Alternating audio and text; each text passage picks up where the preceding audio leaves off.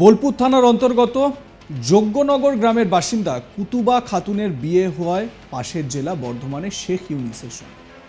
বিয়ের 7 দিন পেরিয়ে যাওয়ার পর মেয়ে যখন তার বাপের বাড়ি যজ্ঞনগরে যায় তখন মেয়ের পুরনো প্রেমিক শেখ শফিকুল ফের প্রেমিকার সঙ্গে যোগাযোগ স্থাপন করে এবং রাতের অন্ধকারে মেয়েকে নিয়ে পালিয়ে যাওয়ার সময় বাবার চোখে পড়ে যায়।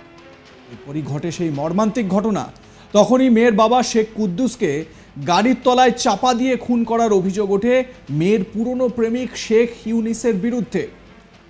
গ্রামবাসী এবং পরিবারের লোকজন জানতে পেরে শেখ কুদ্দুসকে প্রথমে বোলপুর মহকুমা হাসপাতাল এবং পরে বর্ধমান মেডিকেল কলেজে স্থানান্তরিত করা হলে বর্ধমান মেডিকেল কলেজে নিয়ে যাওয়ার পথেই মৃত্যু হয় শেখ কুদ্দুসের।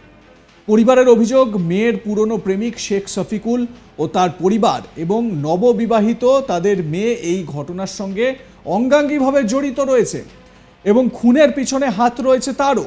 তাই উপযুক্ত শাস্তি হোক সবার, এই মর্মে ইতিমধ্যেই বোলপুর থানায় পরিবারের পক্ষ থেকে একটি লিখিত অভিযোগ দায়ের করা হয়েছে। ঘটনার তদন্ত শুরু করেছে পুলিশ, যদিও এখনো পর্যন্ত মেয়ে বা তার প্রেমিককে খুঁজে পাওয়া যায়নি। এলাকায় ছিচিক্কার পড়ে গিয়েছে। সামিনা বিবি মৃতের স্ত্রী, তিনি কি বলছেন, তার অভিযোগ কি শোনাবো আপনাদের।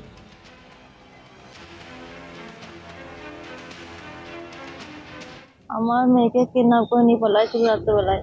আমার স্বামী দড়ি বেঁধে নিয়েছে, মেয়েকে বাঁচাবার দিকে বেরিয়েছিল। তারপরে ওই ছেলেটা হাতে হাতে লিভার বসছিল।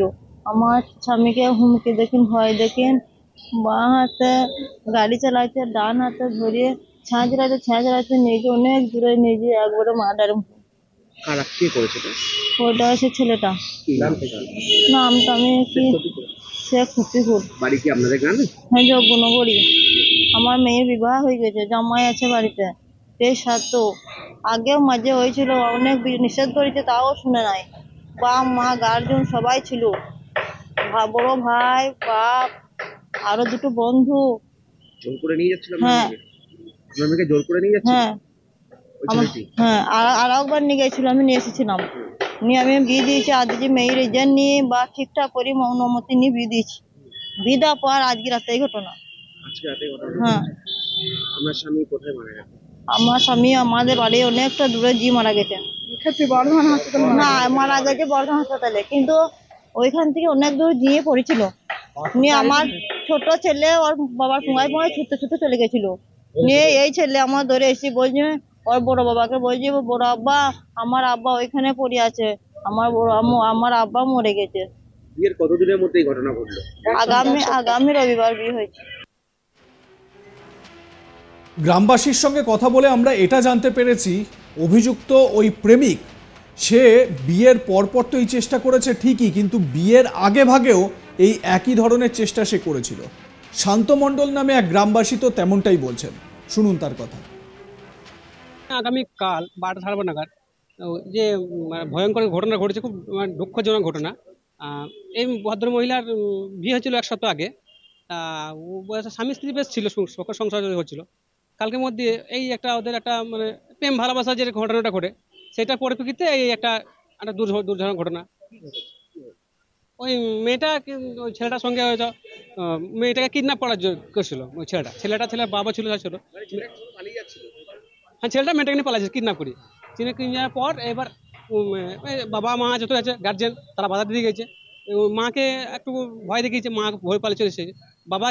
বাবা তো গার্জেন তো বটে, বাবা একটু আগে দিচ্ছে। বাবার সঙ্গে ধস্তাধস্তি করার পর বাবার সঙ্গে ধস্তাধস্তি করার পর একটু মানে গাড়িটাকে ধরে বাবাকে ধরে নিয়ে যেয়ে একটু মানে গাড়ি করি, বাঁহাতে ট্রেনিং ডান হাতে বাবাকে ধরেছে, মেয়ের বাবাকে নিয়ে অনেকটা নিয়ে যাবার যজ্ঞনগর কবরস্থান বলে, কবরস্থান পরে বাবাকে ফেলে দেওয়ার পর ওই গাড়িটা হওয়ার পরে চাপা চলে গেছে। বন্ধ ছিল, রিভলভার ছিল। সেটা মানে আমরা তো ফিল্ডে ছিলাম না সেই মতো, রাত 12:30 নাগাদ ফিল্ডে ছিলাম না। সেটা মানে ওই যে মৃত্যু ব্যক্তি তার স্ত্রী এটা বললো যে আগ্নেয়াস্ত্রকতা ছিল। আমাদের অভিযোগ দৃষ্টান্তমূলক শাস্তি হোক না, অবশ্যই। ওই যে ব্যক্তি নিয়ে গেছে তার প্লাস মেয়েরও শাস্তি হোক, প্লাস মেয়েটারও শাস্তি হোক। যে মেয়ে তার বাবাকে মার্ডার হয়ে গেল, যে মেয়ে কোনো কিছু কথা বলতে পারলো না, যে বাবা একটা মার্ডার হয়ে গেল, তার এগুলোতে মার্ডার হয়ে গেল, সেই মেয়ে আমাদের মতো দরকার নেই, সেই মেয়ের শাস্তি হোক। কি ভয়ঙ্কর পরিস্থিতি একবার ভাবুন।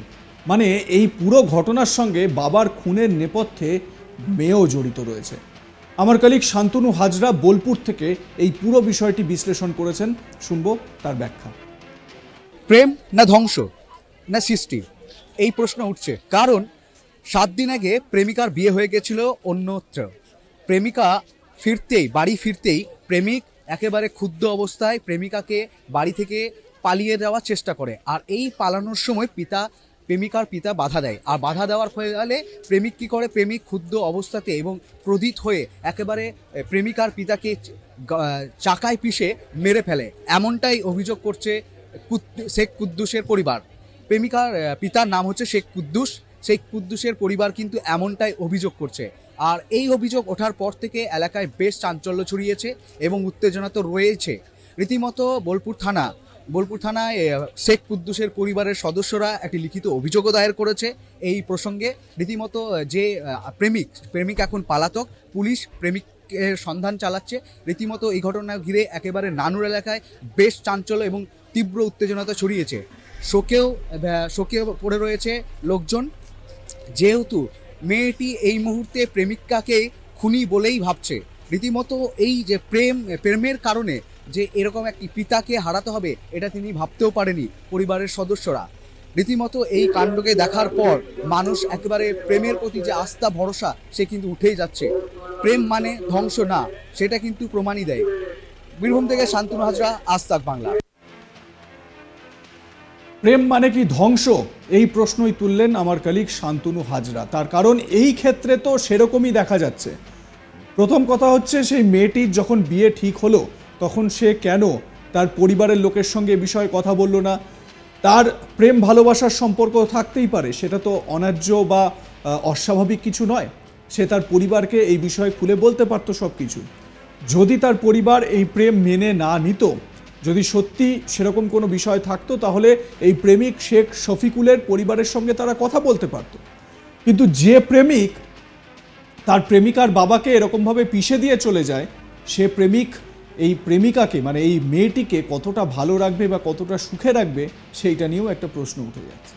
আগামী দিনে এই মেয়েটির কি ভয়ঙ্কর পরিণতি হয়, এখন গ্রামের মানুষ সেই আশঙ্কাই করছেন। তারা ভাবছেন এই মেয়েটির সঙ্গেও কিন্তু কোনো না কোনো সময় একই ধরনের কাজ হবে।